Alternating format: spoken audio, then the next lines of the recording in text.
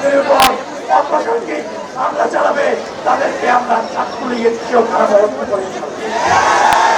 আমাদের যে যৌক্তিক 6 দফা দাবি, এই দাবিসমূহ হচ্ছে অনতিবিলম্বে ক্রাফট ইনস্ট্রাক্টর যারা, অর্থাৎ নন টেকনিক্যাল পার্সন যারা হচ্ছে আপনার বিভিন্ন অনার্স পড়ুয়া বা মাস্টার্স পড়ুয়া, অর্থাৎ যারা কারিগরি শিক্ষায় কোনো শিক্ষিত না, তাদেরকে হচ্ছে আমাদের স্যার বা আমাদের সেক্টরে পাঠানো হচ্ছে যাতে করে কারিগরি সেক্টরটা ধ্বংস করার একটা পায়তারা চলে, একটা পরিকল্পনা চলে। তো আমরা এই রিসেন্টলি হচ্ছে আপনার হাইকোর্ট একটা কালো রিট দিছে, যেখানে তাদেরকে 30% প্রমোশন দেওয়া হয়েছে, যে তারা ক্রাফট ইনস্ট্রাক্টর থেকে জুনিয়র ইনস্ট্রাক্টর হতে পারবে।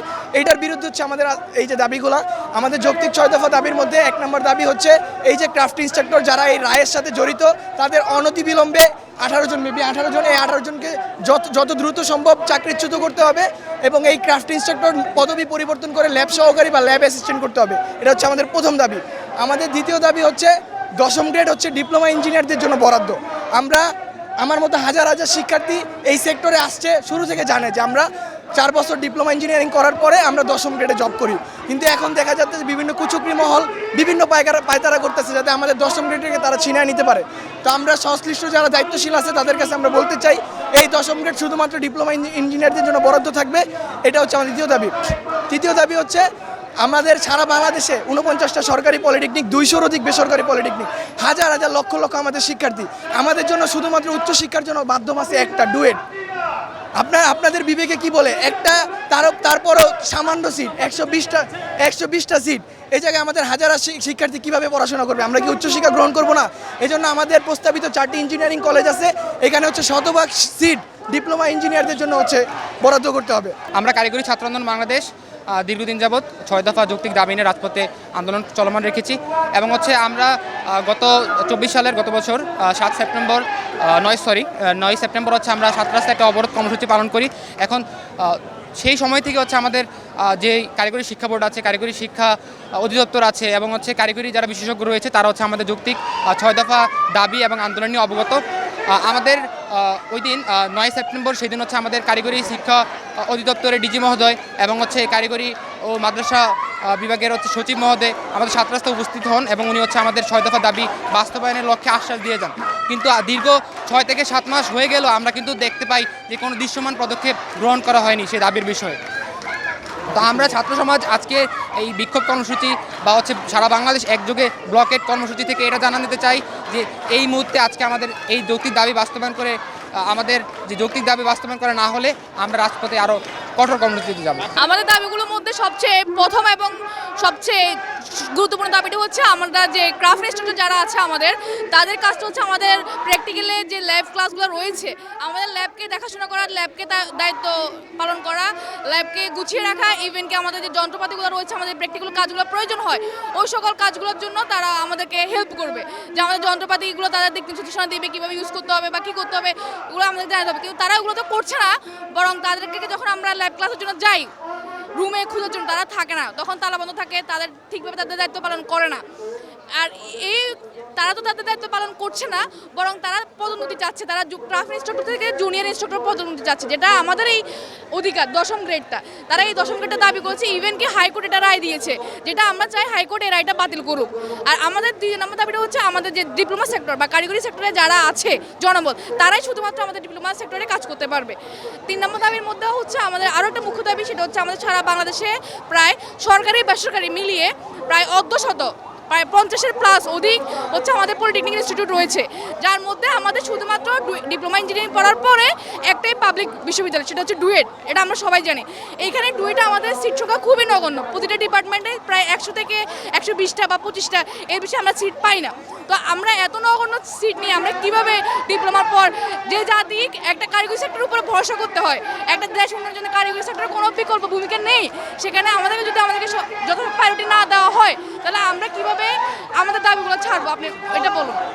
আর এর মধ্যে আমাদের যে দাবিটা আছে, ভোগান্তির ব্যাপারটা হচ্ছে এখানে আমরা যে বসে আছি বা আমরা যে দাবিগুলো পালন করছি, আমাদের নিজেদেরও কষ্ট হচ্ছে। আমাদের পরীক্ষা বাদ দিয়ে, আমরা পড়াশোনা বাদ দিয়ে, ক্লাস বাদ দিয়ে আমরা যেগুলো করছি, আমাদেরই ক্ষতি হচ্ছে। কিন্তু আমরা এত পড়াশোনা করে কি করব? আর জনগণের ভোগান্তি আমরা কেনই বা চাইবো? আমাদের দাবি যদি আমাদের পালন হয়, আমরা সব কিছু ছেড়ে দেবো। আর এর আগে আমরা 2-3 বার আন্দোলন এসেছি, করেছি। প্রশাসনের পক্ষ থেকে আমাদেরকে বলা হয়েছে, আশ্বস্ত করা হয়েছে আমাদের দাবি পূরণ করা হবে। আশ্বস্ত করার পরও এখনো অবধি কোনো দাবি পূরণ করা হয়নি। প্রশাসন যদি প্রশাসনের কথা মতো কাজ না করে, আস্থা দিয়ে যদি ওই কাজটা না করে, তাহলে আমরা কি আসবো না দাবি পালন করতে? পুরো যদি আমরা নামতে পারি না রাজপথে, আমাদের দাবি যতক্ষণ না পূরণ না হচ্ছে আমরা ততক্ষণ রাজপথে থাকবো। এটাই চালিয়ে যাব যতক্ষণ না পর্যন্ত আমার দাবি পালন না হচ্ছে আমরা কোনো পরিণতি শুনবো না। আমরা পরীক্ষা দেবো না, আমরা ক্লাস বয়কট করবো, পরীক্ষা বয়কট করবো, ইভেন আমরা প্রতিনিয়ত দরকার হলে প্রতিনিয়ত রাস্তা জনগণকে ভোগান্তি দিব। কারণ আমাদেরকে আশ্বস্ত করার পরও কেন আমাদের দাবি পূরণ করা হচ্ছে না?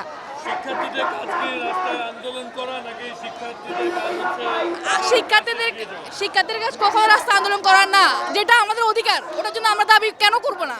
যেটা আমাদের অধিকার সেটা আমরা আদায় হওয়া পর্যন্ত আমরা রাস্তা থাকবো। ইভেন কি আমাদের দাবি যদি অযৌক্তিক হইতো বা অযুক্তি সম্পূর্ণ হইতো তাহলে একটা ব্যাপার ছিল। আমাদের কোনো দাবি অযৌক্তিক বা অযুক্তি সম্পূর্ণ নয়। ইভেন আমাদেরকে সরকারি থেকে আশ্বস্ত করা হয়েছে, প্রশাসন থেকে, যে আমাদের দাবি পূরণ করা হবে। আশ্বস্ত করার পরও কেন আমাদের রাস্তা আসতে হচ্ছে? এটা হচ্ছে আমাদের দাবি। তো আমাদের দাবি নিয়ে আসবো না রাস্তায়? আমাদের আশ্বস্ত করার পরে কেন আমরা রাস্তা আসতে হচ্ছে? যদি আমাদের দাবি পূরণ করা হয় আমরা আমাদের শ্রেণী কার্যক্রম করে যাব, আমরা আমাদের ক্লাস করব, পরীক্ষা অংশগ্রহণ করব, আমাদের পড়াশোনা আমরা ঠিকভাবে চালিয়ে যাব। আমরা এত কষ্ট করে কেন পড়াশোনা করবো যেখানে আমাদের অধিকারে আমরা পাবো না? অন্য জায়গা থেকে এসে আমাদের কারিগরি সেক্টর দখল করে নিবে, তো আমরা যাব কোথায়? আমাদের চাকরি কোথায়? আমরা এই পড়াশোনা করে কি করব যেখানে আমাদের পাবলিক বিশ্ববিদ্যালয় একটাই? আমার সারা বাংলাদেশে প্রায় হাজার হাজার স্টুডেন্ট আছে। এর মধ্যে যদি আমার ডিপার্টমেন্টে, আমি একজন সিভিল স্টুডেন্ট, আমার ডিপার্টমেন্টে 125টা সিট, তাহলে আমার ঢাকা পলিটেকনিকে আছে আমার 500 জনের মধ্যে সিভিল ডিপার্টমেন্টের স্টুডেন্ট। তাহলে আমরা 500 জনে যদি ঢাকা পলিটেকনিকের হই, তো হাজার হাজার স্টুডেন্ট এরকম সিভিল ডিপার্টমেন্টে আছে, তো কয়জনের পক্ষে সম্ভব এই দুইটা চান্স পাওয়া? আর ঢাকায় এসে সবার পক্ষে ফিনান্সিয়াল ইস্যু বলেন, আর্থিক ইস্যু বলেন, সব কিছু মিলিয়ে এটা পসিবল কখনোই হয় না। একটা মেয়ে মানুষ বলেন, ছেলে মানুষ, সবারই সব কিছু মিলে শুধুমাত্র একটা বিশ্ববিদ্যালয়তে কখনো পড়াশোনা করা সম্ভব হয় না। এটা করে আমাদের কারিগরি শিক্ষার মান উন্নয়নটা কমছে। আমাদের যে মেধাবী শিক্ষার্থীরা আছে তারা পারিবারিক অসুবিধার কারণে বা আর্থিক অসুবিধার কারণে তারা পড়াশোনাটা করতে পারছে না। ইভেন তাদের পড়াশোনা মান উন্নয়ন হচ্ছে না, যার দেশের ক্ষতি হচ্ছে, আমাদেরও ক্ষতি হচ্ছে। একজন সাধারণ নাগরিক হিসাবে যদি বলতে চাই, আজকে যে দাবিটার জন্য এই 7 রাস্তায় ব্লকেট করা হয়েছে, একজন সাধারণ নাগরিক হিসেবে আমরা এইটুকু বলতে পারি, একটা শিক্ষা ব্যবস্থাকে উন্নয়ন করার জন্য অবশ্যই এর উচ্চশিক্ষার প্রয়োজন রয়েছে। আপনারা জানেন সারা বাংলাদেশে অনেকগুলো পলিটেকনিক রয়েছে, যেখান থেকে ডিপ্লোমা ইঞ্জিনিয়ারিং কমপ্লিট করে অনেক শিক্ষার্থী বের হচ্ছে। সেই অনুপাতে আমাদের উচ্চশিক্ষার সুযোগটা অনেক সীমিত, এবং সারা বাংলাদেশে মাত্র একটা ইউনিভার্সিটি রয়েছে, সেটা হচ্ছে ডুয়েট, যেখানে অনলি প্রতি ডিপার্টমেন্টে 120টা বা তার চেয়ে কম পরিমাণের সিট রয়েছে। এই সিটটা যেন আরও বৃদ্ধি করা হয় এবং আরও পূর্ণাঙ্গ কিছু ইউনিভার্সিটি তৈরি করা হয়। এই জন্য আমরা চাচ্ছি আমাদের এই শিক্ষাকে এগিয়ে নিতে উচ্চশিক্ষায় যেন একটা সহায়ক ভূমিকা পালন করে আমাদের এই বিপ্লবী সরকার। আমি একটা সাধারণ নাগরিক হিসেবে যদি বলতে চাই, একটা দেশকে উন্নত চরম শিখরে পৌঁছাতে গেলে এখন মেধার বিকল্প নেই।